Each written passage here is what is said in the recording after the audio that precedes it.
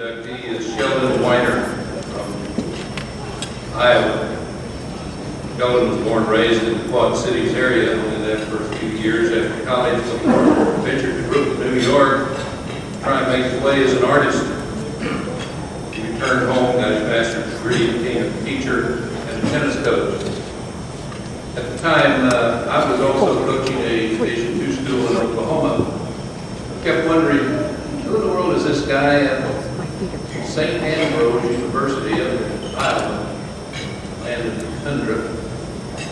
And he was having all these good players come to Iowa to play tennis.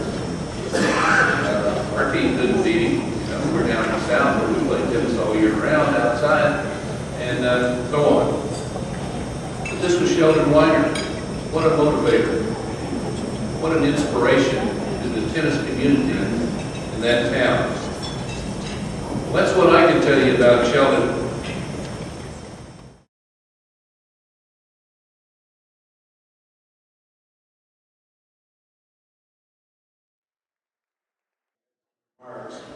Barbara just expressed them better than I ever could, so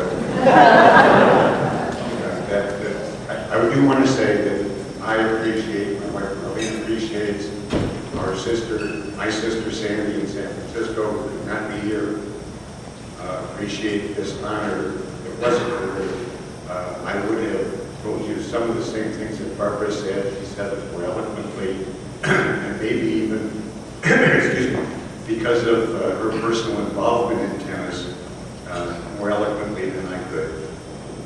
I've been involved in tennis. Shelley and I own 2 indoor tennis clubs for 19 years, and so I have been involved with tennis, and I've been a tennis player, and I've had some of the same great affiliations and associations that Barbara related to me, both through friendships made and competitors, both in the business and on the court.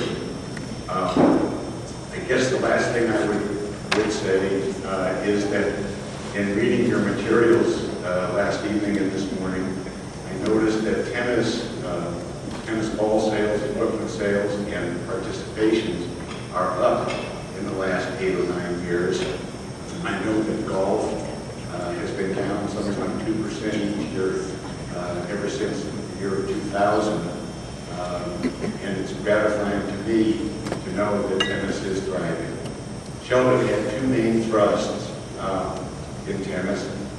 One was the youth that Barbara alluded to greatly, and the other was getting people in middle age or even upper middle age to play tennis, sometimes for the first time or sometimes to return to tennis after having played socially as youngsters. And I noticed that you just concluded a workshop this morning on tennis, and the write-up was on the focus of youth, development of youth for the future of the game, and also the development of upper age people. I see that there are a fair number of people represented here who have a hairline and a hair color about like mine, and then, as was alluded to, we have some youth, some very nice young people here who will be receiving awards I think just right after lunch, or maybe just when I'm through. And it is frankly the youth that will inject new enthusiasm into the game and help it maintain its status as it goes forward. So anyway,